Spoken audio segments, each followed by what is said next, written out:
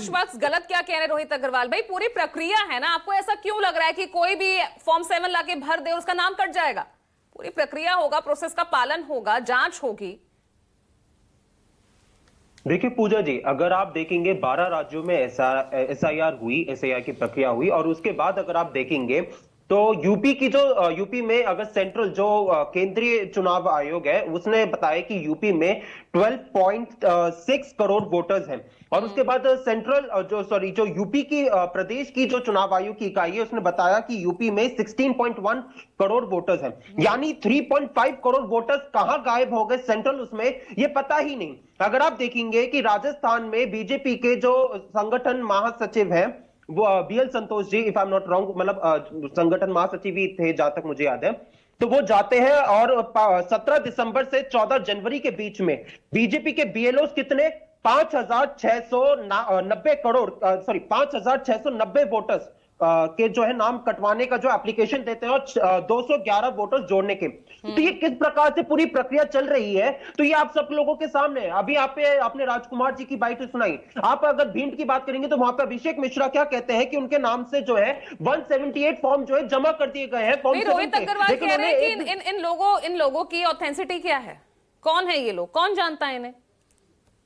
अब देखो, अब वो यहाँ पे नकार दे, लेकिन सच्चाई तो ये है कि किस प्रकार से पूरे बल्क में जो है फॉर्म जमा हो रहे हैं। बीजेपी हर बार टेलीविजन पे नकार रहे हैं भाई साहब, हम अब पूरे देश के टेलीविजन पे नकार रहे हैं, मतलब उनकी खुद की आइडेंटिटी है नहीं, और आप बात कर रहे हैं वो देश के लोगों का नाम कटवा देंगे। किसी ने द्वेषवश अगर कोई फॉर्म भर दिया पूजा जी, रोहित अग्रवाल किसी का फॉर्म भर दिया नाम कटवाने के लिए, तो ऐसे थोड़ी ना नाम कट जाएगा। रोहित जी, आई रिक्वेस्ट यू प्लीज थोड़ा सा पेशेंस ना, आपको सब धैर्य पूर्वक सुनते हैं तो मैं आपसे भी और बाकी सब भी एक्सपेक्ट करते हैं। नहीं ठीक है भाई, राहुल जी ने क्या कहा था, राहुल जी ने एक बार अपनी 2 प्रेस कॉन्फ्रेंस की थी और उन्होंने ये इस जो पूरा प्रक्रिया जो आज ये चल रहा है फॉर्म 7 का, इसका उन्होंने खुलासा भी किया था। उन्होंने कैसे कर्नाटक की आलम की सीट के बारे में उन्होंने बताया, और आज भी वो सब लोगों को हमारे सामने जो है दस्तावेज रखे कि कैसे कर्नाटक राज्य निर्वाचन आयोग एक्शन में तो दिखा ना, चुनाव आयोग आज तक जो प्रदेश की चुनाव आयोग है वो लेटेस्ट लिखता रहा है मुख्य चुनाव आयोग को कि आप उस जांच में कोऑपरेट करिए,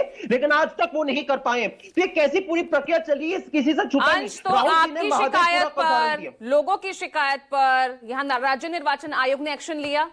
अब यहाँ पर साफ कह दिया गया ना कि जो भी शिकायत करेगा उसका नाम और सिर्फ हस्ताक्षर से काम नहीं चलेगा, उसका एपिक नंबर की पहले जांच होगी, उसके बाद जो है आगे की प्रक्रिया फॉलो होगी। ये एक्शन तो लिया ना? मैं ये पूछना चाहता हूं, ये सारी एक्शन जो है, जब विपक्ष ये सारी चीजों को जब इतना पुरजोर तरीके से हम लोग उठा रहे हैं, आपने अखिलेश जी की यहाँ पे बात की, यहाँ पे हमारे राजस्थान के जो है हमारे प्रदेश अध्यक्ष गोविंद सिंह डोटासरा जी ने प्रेस कॉन्फ्रेंस करके कहा, शुभांकर मिश्रा जी जो हमारे वेस्ट बंगाल के अध्यक्ष है, सबने जब मुद्दे को उठाया तब जाके ही कुछ चुनाव आयोग जागता है। आप लोग जो तब जाके क्यों जागते हैं जब ये सारा मामला जो है सुप्रीम कोर्ट जाता है? अरे चुनाव आयोग आंखों पे क्या पट्टी बांध के बैठा हुआ है? आप जब बीजेपी की पिट्ठू बन के काम करेंगे तो हम आपसे क्या उम्मीद करें? जब आप आरोप लगाते हैं तब चुनाव आयोग उसका जवाब भी देता है, एक्शन भी अब इस मामले में लिया गया है, और आज तो ममता दीदी तो मिलने भी जा रही है, उन्हें तो बाकायदा वक्त भी दिया गया है। बिहार में एसआईआर की प्रक्रिया हुई, एहतेशामुल हक साहब जी पूजा जी, ये विपक्ष की सियाहट है क्या यहाँ पर?